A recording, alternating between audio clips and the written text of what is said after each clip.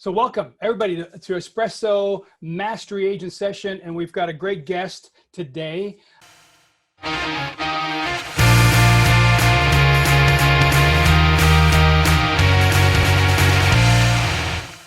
excited because I'm doing some work with her, and when I started learning what this is all about, I went, we've got to bring her on and start to talk about this. We're here with Debra Cancron, right? Yep. And there's a couple of things I want to cover today about your experience, because there's a couple of things I want that won't be exactly what we with the company, but you also went through this thing about growing your business and probably rejection and the VC stuff that you got to go through and all that kind of stuff. But tell them a little bit about your background and what you got going. And I want to go back to how this all became what it is today. Oh boy, where to start? You grew up. Where did you grow up? No, I'm just kidding. Well, hi everyone. I'm Deborah. So, really, where to start? I have an engineering degree. I started my career as an engineer. Worked at AT&T at Bell Labs in New Jersey, and then I left. I wanted to go into marketing, and they said technical people can't do marketing. So I switched and went to a startup and started doing marketing, and I did a really bad job. I didn't know what marketing even was. I just knew I wanted to do it. And I learned by trial and error at that startup. And then I moved out to California and joined another startup, got a little better at marketing, startup marketing. We got acquired by Broadcom, a big company, and I stayed on in product management there. Then I stayed home and had my kids and was a stay-at-home mom. And then I started a startup after that called Autonomy Engine, which failed after a year and a half. And then I started this company in 2012, the idea for this in 2012. And the idea came from the fact that as a stay-at-home mom, I was known to have this tone in my voice that made me completely ineffective by the end of a long day. And at that time, Fitbit was becoming popular. And I thought, if people can get healthier by counting steps, maybe I could become a more effective communicator if I count how many times in the day I'm condescending sounding, or what percentage of the time I'm positive versus negative. And I started to think about, could that be done? And I thought, just through acoustic properties in voice, not even what I'm saying, because that's too complicated, just through acoustic properties, could I get insights that could help me be a more effective communicator? And I started to research it, and I was like, yeah, I think this is doable, and nobody's really doing this. Everybody's looking at what you say, not how you say it. And so I've done a ton of research on this topic. We can talk more about it. Yeah. But that's how it all began. Of course, angry moms aren't a good market, but I found that everyone needs to care about how they come across, how they communicate, how effective they are. And so that was the genesis of VoiceVibes. So interesting is that your failures led you to here, right? So yeah. Everybody gets all this wrapped up, oh my gosh, I'm not that good, I failed, whatever. But this is what brought you to VoiceVibes. Exactly. Right now. And so how did you create the 10 vibes? I mean, so first of all, let's talk about the product, because a lot of people don't understand what this is all about. I'm excited about it, so I may just jump ahead, but let's go back with what this is. Yeah, well, we provide a practice platform. Well, it's a practice and coaching platform where people can record themselves or upload something if they've already recorded something and get automated feedback and coaching to help them improve. And it's all automated. I mean, you're using AI technology to determine if your voice is one of these 3 areas, 4, 10 areas that you need to work on. So basically someone is recording a 1 minute, 2 minute something, and it gets to analyze the voice. Because what we're finding out in prospecting, and I just want, this is another question I have, that it's milliseconds that the brain goes, I don't think that sounds good, right? I mean, do you have any statistics on that? Like how quickly does the subconscious pick up a good or bad sound? Yeah, most people I've heard say 8 seconds.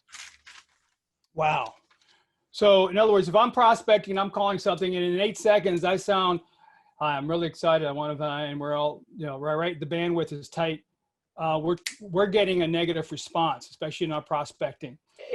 Especially in prospecting. It's when you're making a first impression.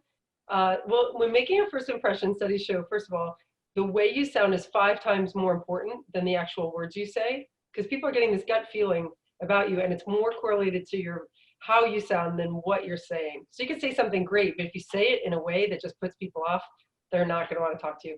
And then the second thing we found in our own research that people are 13 times more likely to want to buy something from you if you sound extremely confident and authentic versus not at all confident and authentic. So that's across the whole range. But if you think if people are in the middle, if they can just get a little more authentic and confident, maybe that's, maybe that could be 2x, and that's huge. It's huge. I mean, that's the difference between getting an appointment and not. Now, you went through this journey of trying to change. What did you find in yourself that when going through this research and doing it, that you had to change? And what did you see the results were? Because you're now, you got VC going on, all these other things that you were doing. Yeah. The thing that for me is the most humbling is seeing how boring I can sound. I practiced years ago. I was doing a lot of pitches, just trying to raise an initial investment to get our company going. And I was pitching at a lot of these pitch competitions and all that. And I always record myself live as well as when I practice. But it's humbling. I can see exactly where I get boring and also how many uhs and ums I say. How did you work on not being boring? How do you do that? How do you work on when you're talking to someone not to be boring? Yeah, well, I think it's being aware. So for example, on my pitch, it was only a few minutes long, or maybe 10 minutes max, my elevator pitch. But seeing where I got boring, I mean, I'm not boring across the whole thing, but there's parts where you're boring. So seeing where you're boring, you then go change it up. In my deck, one of my slides is about my team. And I realized with all the feedback I got, when I got to the team slide was where I was boring. And I thought, oh my goodness, the team is where I should be so excited. I'm proud of my team. And what I was doing is I was starting to list off all their skills and rattle off all this stuff. And so when I saw that, then I knew I got to change it up and just tell a story about the team as a whole, and say it in a way so I can get excited when I get to that part rather than going through a list. That's very interesting because we're so used to those people that we don't try hard enough, maybe, to make it exciting. Okay, guys, we're going to talk about this month, we're going to need to do this amount of sales. And you're like, and so that's important. But when you started to work on yourself in the system, as you grew the system, but when you found yourself getting better at that, did you feel that reaction from the other end? Did you pick it up from the other side that you could tell things were getting better? Definitely. I mean, you get the automated feedback, but I personally improved. I actually won multiple pitch competitions. I went to one up in New England for seed stage startups, and the most competitive track was the early stage, like seed stage companies. And there were 66 competitors in there, and they were all impressive. Like you had to apply just to get in. And I won. I couldn't believe it. But yeah, I won a few different competitions, and I attribute it completely to VoiceVibes. So think about, wait a minute, this is so cool. The pitch competition. Can you imagine if we had, now you don't know this, but I'm going to tell everybody that's watching, if we had a pitch competition for your listing presentation or working with buyers or whatever, how that's going to be. First of all, you're giving me an idea. So tell me what went on. What went on with that pitch competition?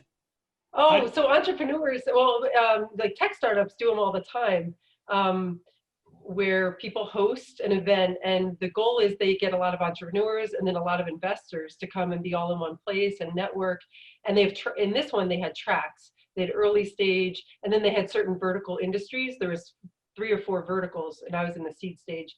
But in each track, all day long, they have a schedule, and everybody got a 10-minute time slot or less in that one, actually. And then when it's your time, you go up there, you give your pitch to the room, and then there's a panel of judges. So the ones in my room were seed stage investors, and they vote. And then at the end of the day, everybody's in the big conference room, and they announce the winners. Were you nervous? I'm sure you were nervous. Oh, of course. Yeah, I'm always nervous. Freaking out. So, God, what a great way of learning. So now when you're there, how did they rate you? What were the criteria for them to pick someone as a winner? I mean, they don't have an official rubric. As an entrepreneur, for these types of pitches, you know what's supposed to be in your deck. Like, for example, there's a team slide, there's a go-to-market slide, there's the IP slide. So there's some common slides that everybody has. And I guess overall, there's basically 10 slides. The Guy Kawasaki 10 slides everyone should have is something you could search on for tech startups anyway. But so they're measuring how well you're addressing those points. But practicing over and over again to hone what I want to say, be really concise and to the point, also is part of the benefit. It's not just the feedback, it's practicing, getting feedback, practicing again, the whole process. It makes you more confident when you do it live, because you get to the point that it's, comfortable, natural. I'm reading you said that I'm reading a book from a Navy SEAL, and he talks about that the way they train them is to give them as much real world scenarios, and that's the fastest way. So you went right in there, but you had to create as much real world experience before you went out to this pitch, right? Well, that's true. I mean, real world always helps. I'd say VoiceVibes is the next best thing. Yeah. So we say we're better than a mirror or your dog or your wife, and we'll tell you objectively. It's not as intimidating as going in front of a live audience. So it's always good to do both.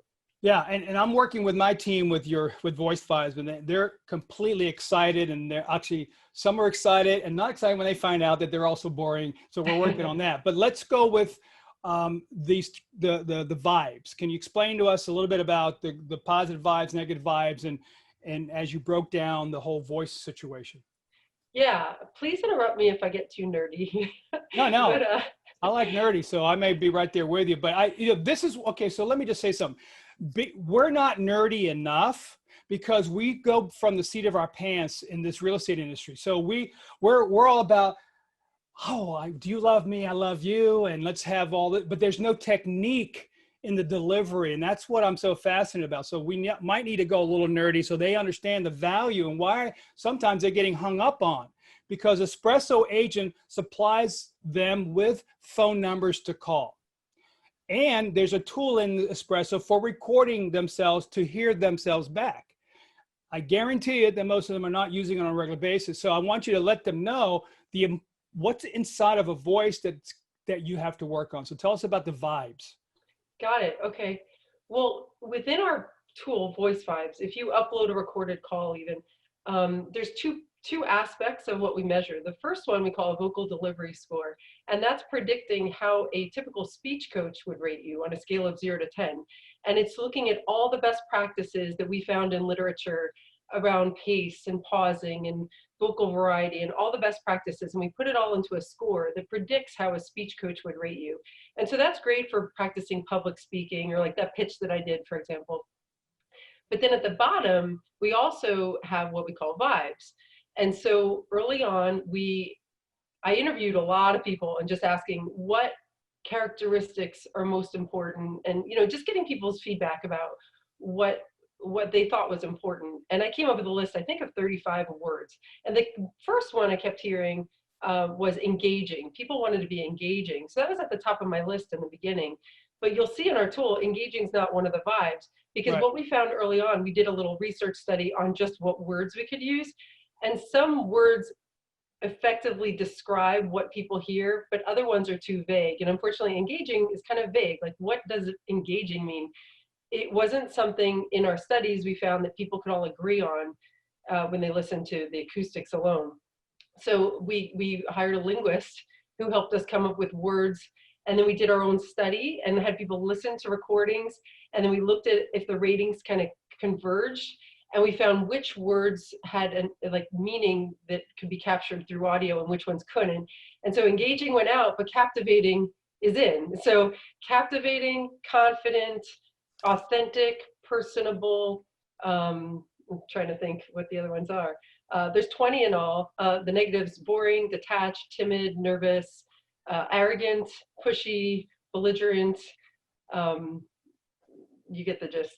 Yeah. So what, I'm sure you could easily find out, but what is the most, I don't think it's popular, but the one vibe that people have the most issue with? Oh, the most issue with boring, definitely. We have data that shows, even in our white paper, we mentioned this. I think it's just a fun fact that it's 3 times worse to be boring than it is to be arrogant. Now, it's not good to be arrogant, but 18% of people listening to stuff rated they would buy from someone even if they sound arrogant. Only 6% said they'd buy from someone if they sound boring. Wow. So sounding boring, what is that? What is sounding boring? What is that exactly? I mean, because you went through it. I'm just trying to think, how can we describe sounding boring? That's a hard one. It just comes off like, it's almost like maybe a monotone-ish type of approach. No bandwidth. Yes, probably. But in the vibes, we've trained the AI based on human perception. So it's not theoretical, it's objective, like actual. We trained it on people's real perception data. So we took thousands and thousands of samples of people speaking and had a minimum of 15, usually 30 people listening to them, and then rating them, so for unboring as well as all the other vibes. And we take those mean perception scores of all the listeners on all these audio samples, and that's what trained the AI. So it's actually predicting objectively, like, this sounds boring, but we don't 100% know what goes into that. It's just the AI trains to predict, maybe it's a subconscious even perception. Yeah. And the one thing that people have the sales guy always, or saleswoman, I don't want to seem pushy. And I hear that so much as I'm working with different people in sales, is that they don't want to sound pushy. And so obviously the AI has picked up whatever that is to make them sound pushy. What, in these different vibes, when you look at what's the best vibe to have, or what's the, I'm getting better, and because I could tell, what's the best vibe to have with people? I would say there's no one best for every situation. We have users that are training for nurse training. We have users training for public speaking. But for sales, what we find is authentic. Well, actually, authentic and confident, those two both are neck and neck. I can't remember which of the two is top, but both of them. Being authentic and confident. Now, in your situation, I want to go back to you having to build this business up, because agents, I get turned down, I get hung up on. You've had a little bit of this, you grew in sales. I mean, you had to sell yourself, and then you had to get how did you get away from being discouraged as you were starting to build this company up and to get it? Because it was one of the coolest for me, it's the great thing. I love this thing and so glad that we're working together. But how did you continue to move this dream and move it forward? Oh, well, that's a loaded question. I mean, I can tell you from sales, I'm constantly learning. I consider myself terrible at sales. Yeah. But I'm so used to, I'm almost too used to rejection. Like this is an admission that probably isn't good to say on public broadcasting here, but I go in expecting, like, my conversations aren't going to turn into a sale. And so it's almost like a pleasant surprise when it does. Yeah. But I mean, I have so many calls a day, and, it's just, I expect to not close many. So somebody goes, "We like you." Go, "You like me?" You really do? So what's interesting, because I think you're, which there's a lot of people that you're probably more high, your disc is probably high IS somewhere in there, where you're, I don't know if you follow the disc, but you're seem to be a little bit more expressive, more, you're not a driver type. You're not going to go for the hard close. But when you're authentic, which it seems to be you are, I don't sense a salesy person. And I think today people don't want to be salesy or pushy. They want what you just said, confidence and authenticity. And so how did you build that up in yourself, or were you recognizing it as you're talking to people when you're delivering? Because all of a sudden some guy goes, "You know what?" Or some venture capital guy says, "You know what, let's look into this thing." What's the process that you went through when someone likes VoiceVibes, and where'd you go to continue to sell them basically on putting money in the company? Well, if I understand your question in terms of my training on how to do better at sales or selling. Well, how did you, because first of all, you go, I'm not a salesperson. Someone obviously said, I kind of like what you had to say. And then they come into your world, and then there's a process, right? Because they're not going to buy right off the bat on the phone. You're bringing them into your world. They get to learn a little bit about you. So more of this maybe authenticity comes out in you, and they go, kind of like when I first met you. Okay, so interesting. So I call you up. I had no idea what's going on. I said, man, I saw this thing. I really like it. I think I could use it. And you started talking to me. You're probably checking me out. I'm checking you out. And then I actually felt a connection to you because you were authentic, to be honest with you. I felt that you were someone that I felt trust, which is interesting. I felt trust. And then when I saw the product and started working with it and having my team work with it, I knew that this thing is for real. So I'm just wondering, you know, when you have a lot of money, when you're trying to convince something of something, they come into your world, what were your steps in bringing someone to want to buy your product, which is invest in me? Well, that's interesting. I'm still figuring that out. What I would say is, and I'll plug your services, Bill, is that practicing and sounding authentic is part of the solution, but working with a training provider and getting the coaching on the what to say is obviously important too. So you can't have one without the other. Right. So we are usually, I consider our tool a supplement, and my practicing in VoiceVibes is a supplement, but the skills on how to set expectations, how to like have a, you know, create some kind of urgency, and a lot of skills that I'm still learning from trainers such as yourself are important too. And so I don't want to dismiss them, like, and I'm still learning on that side. Yeah, because you're coming from a logical engineering background where you're just figuring out things, and now you're representing your company, you have to pitch. I mean, you never really get out of it. And then you're selling your team, like we have teams, of staying with you and believing in your dream. Right, exactly. In your vision. So as you look at this AI, this is what I don't understand. How does the AI develop? I mean, because they say that after a while it gets better and better. How does that happen as that AI gets better? There's different uses for AI. So sometimes they're locally on your phone and are learning for you as an individual. But our value prop is that we're telling you objectively how a typical audience would perceive you. So because of that unique perspective that we're predicting, we train our AI offline. So we are collecting data from people's perceptions of other speakers and training our models over time, but it's not on an individual level. It's more like at the objective level of audiences overall.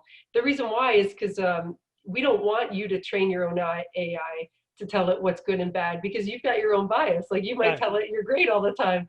So Probably. You don't want to train your own AI. You want that objectivity. So that's unique to us. You know, like I said, different products have different ways that they train. Now, and then you have suggestions. So if it says something, so you have these little meters that kind of come up in the graphics, and then how does the suggestion come up? Where did you get the info for? Here's what you got to work on. Great. Well, so the top of our dashboard, as I mentioned earlier, is more how a typical speech coach would give you feedback. And so we've got tips and pop-ups and things built in. At the top, it'll say, to up your score, the one thing you could work on is, and it'll tell you, it might be that you're monotone, or that you don't vary your pace enough and you sound like you're reading, or it could be anything like that. And you can hover over that dial and it'll say, see where, and you can go see on the audio where you did that thing. So on the speech coaching side, there's lots of levels of feedback. And that was derived from input from speech coaches, communications instructors, and literature, where lots is already documented about best practices. And then even with the literature that's very theoretical, we had to tweak it with our own usage over time. We're, you know, getting the feedback from our users, from instructors who were teaching students in the product early on. We were able to refine and hone what the ideal ranges are.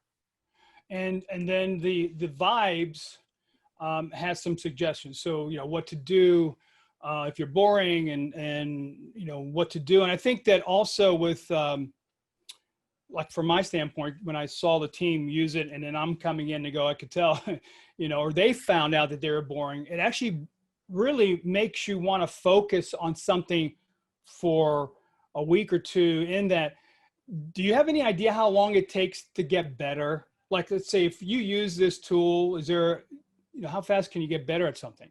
You can get better very quickly. We've done pilots where people used it on average 3 to 6 times, I'd say, and saw a 10% improvement. So you can get very much improvement, especially on that vocal delivery score, by following the best practices right away.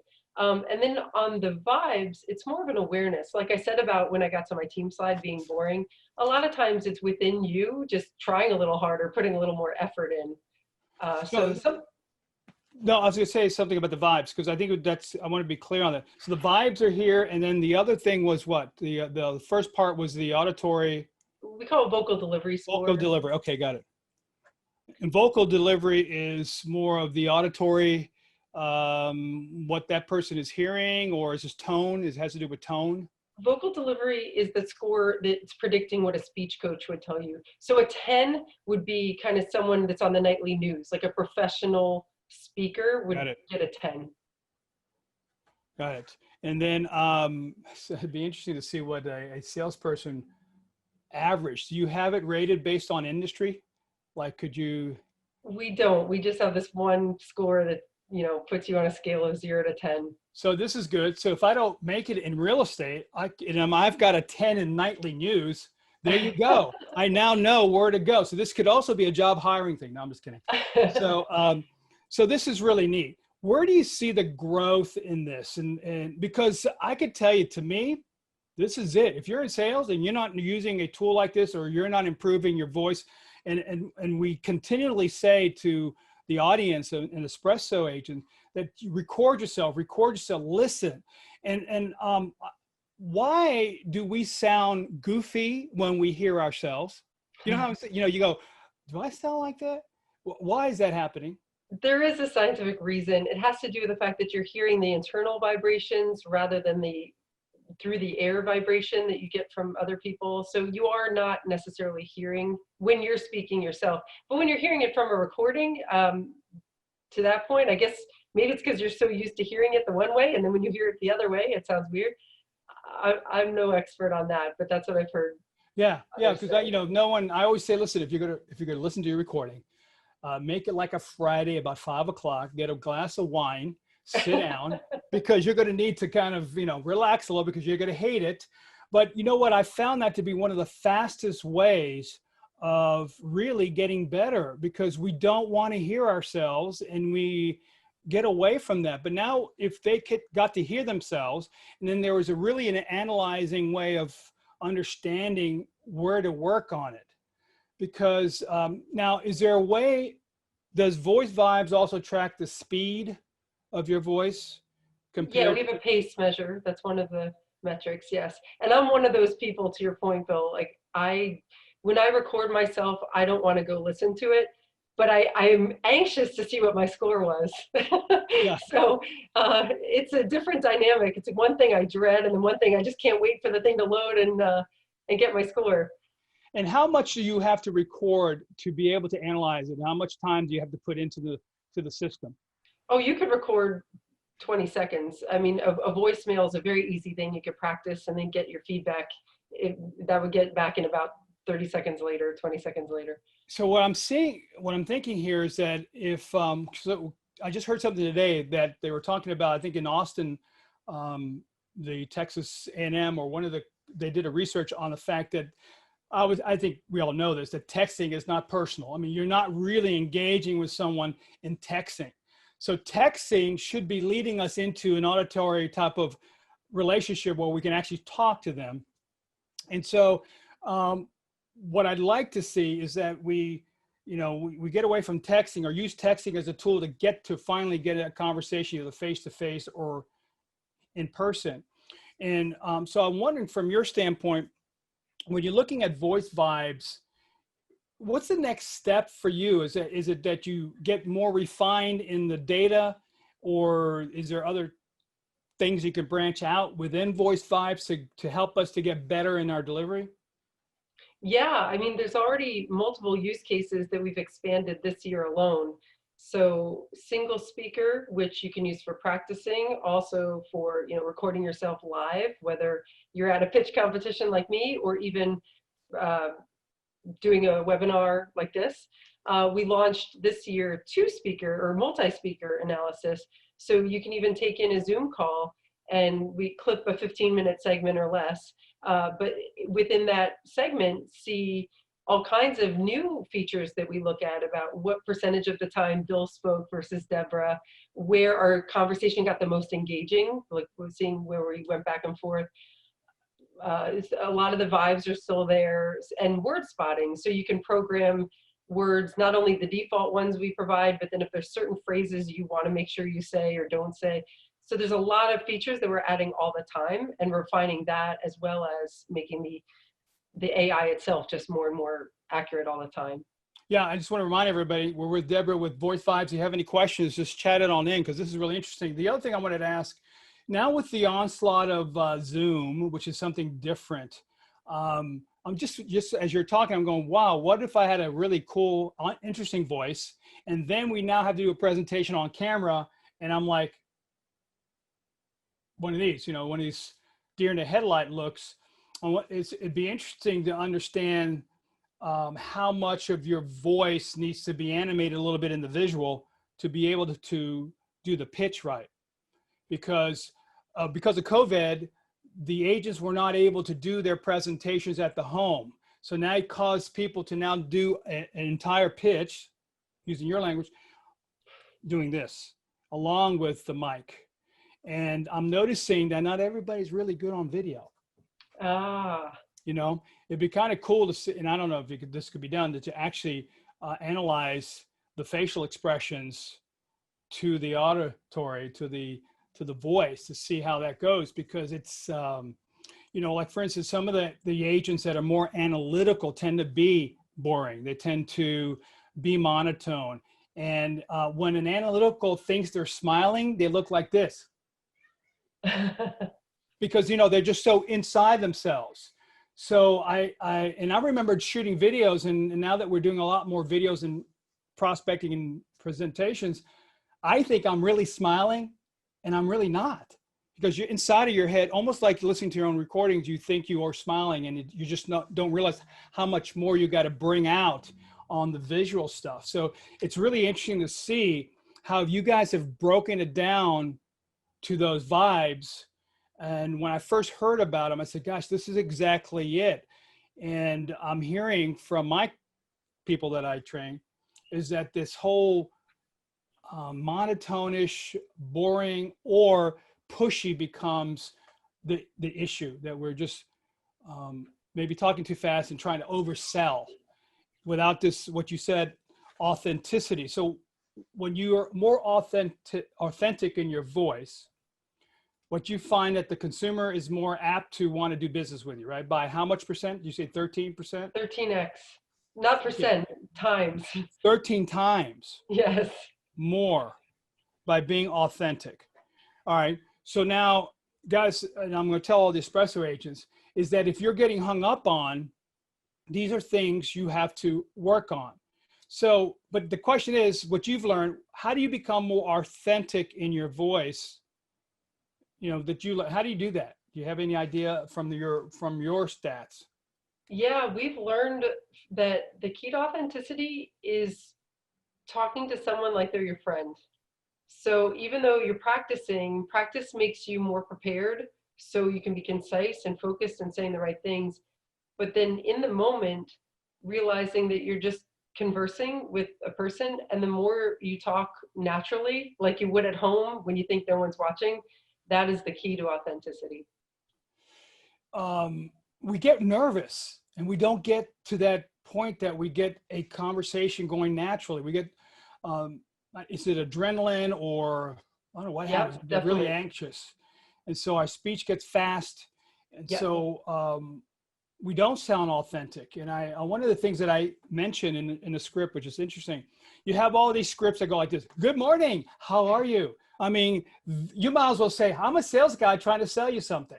And I keep telling you, let's not do that in the beginning of a script. Good afternoon, good morning. Or like if you call me, my name is Bill, basically. I'm William when I'm in trouble, right? My wife is calling me to do something, or the FBI, the police are after me, right? Is this William?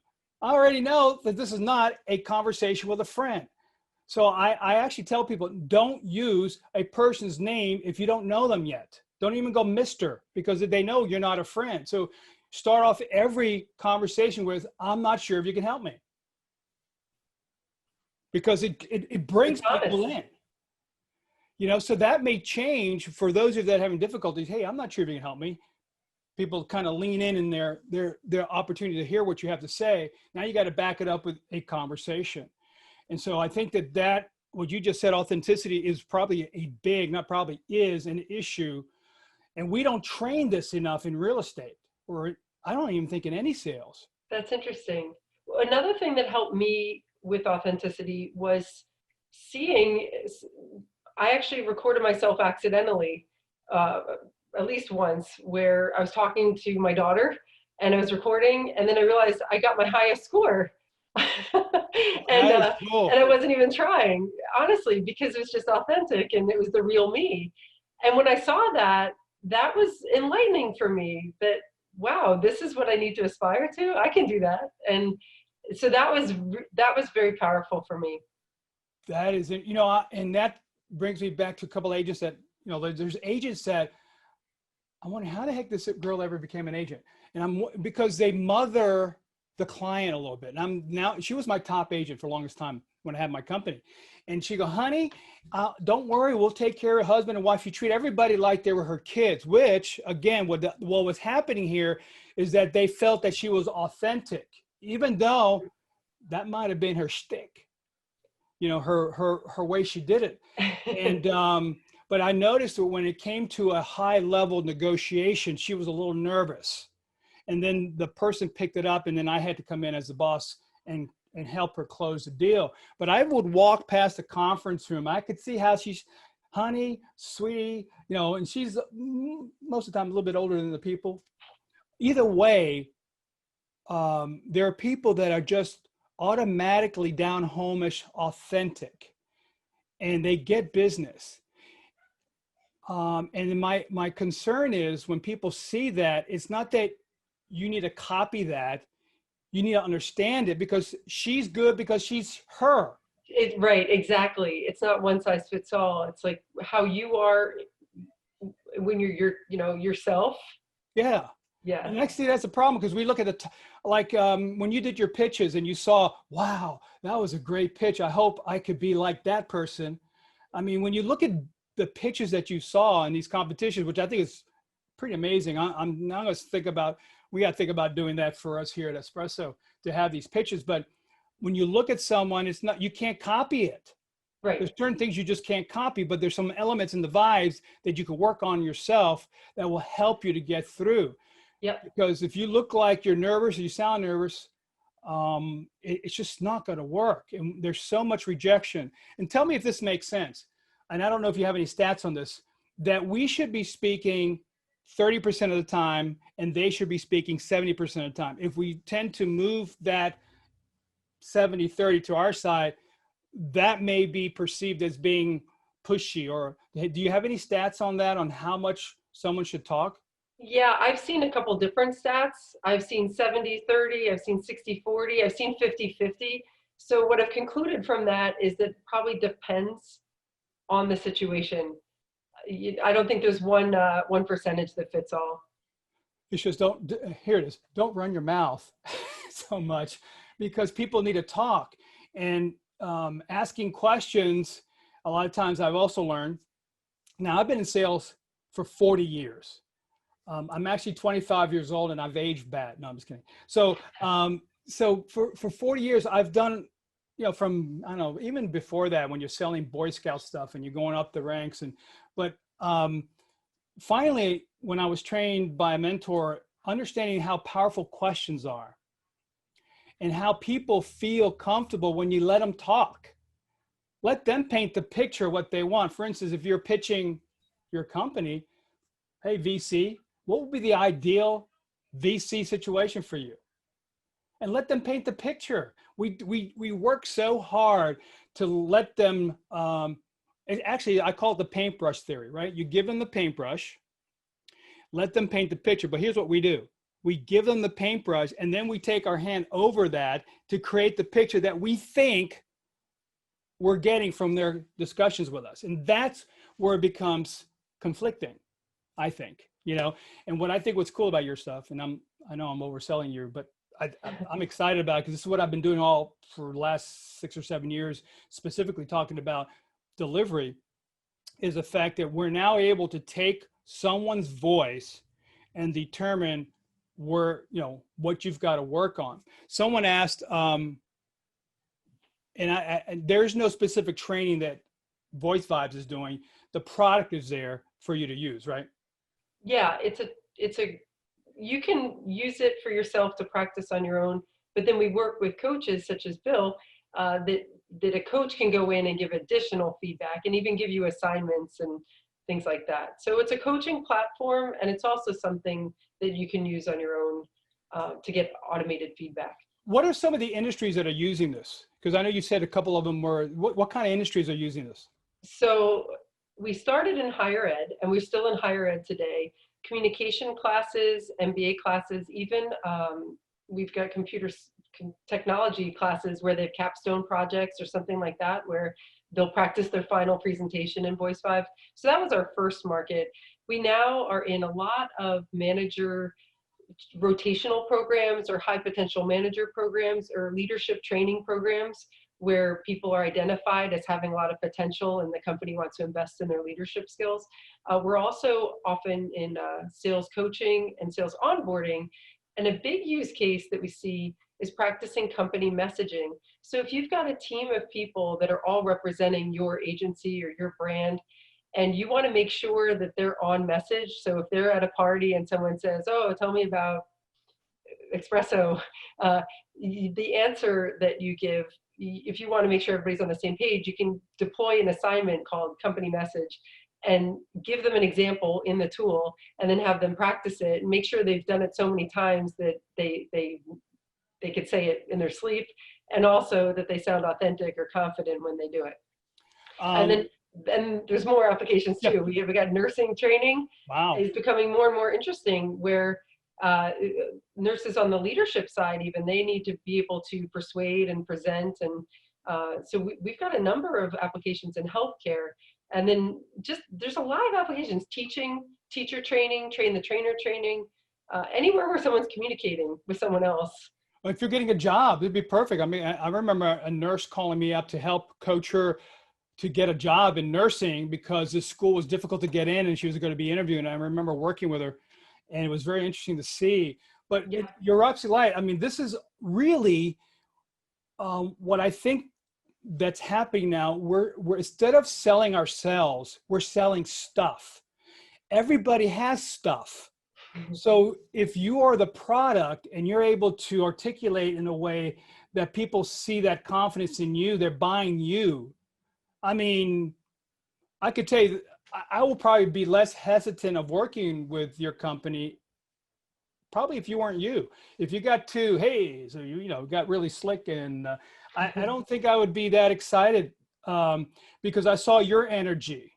And I'm now thinking about what we don't do well at times. I mean, the excitement. I remember this kid, 25 years old. I'm sorry for you guys that are 25 years, but your kid. And he got a listing for $1.2 million. And I was doing a class in a conference that I was doing a breakout, and the kid said that he beat the top agent in the marketplace because he knew more about the information in that neighborhood than the top person and was excited. When we get really, you know, been in this for a long time and I know what I'm doing, you lose that enthusiasm in your voice, I think. And he was excited. So I always thought that enthusiasm trumps experience at times. And, you know, I don't know if you find that out in your statistics, but, you know, if you sound back to boring again, I mean, you could be highly experienced in your field, but if you sound boring, you're not going to get the sale. Right. So there's enthusiasm there. So I think this is great. First of all, is there any, AI means artificial intelligence. Someone says, what does AI mean? Artificial intelligence. So in the future of AI, for something like this, I mean, it may not be created. What do you see the future is with AI with this type of tool? The future. Does it, I mean, because could it be that you pick up new vibes, or it actually figures something out that we never thought about? I mean, is this thing like bionic where it just does stuff for you and figures things out? Well, definitely. I mean, in this area, there are so many companies doing so many interesting things, and we chose Vibes, and we're focused on that and trying to help people be the best, most effective communicators they can be.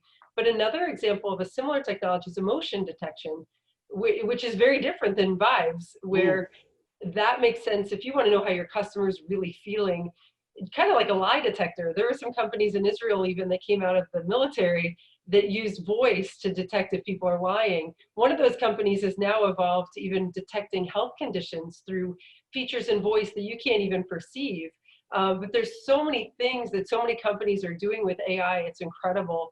And every one of us has to focus on what problem we're trying to solve and then find a really great data set that you can train your AI, because artificial intelligence has to be trained with real good examples, and that's how it learns. So any company doing AI has to focus on, well, what do we want to replicate? Like what do we want to train on? And there's so many things, like I said. You got to fine tune it. You got to stay in your space, basically. Well, yeah, as a startup, yeah, I mean, some of these big companies can do everything all at the same time.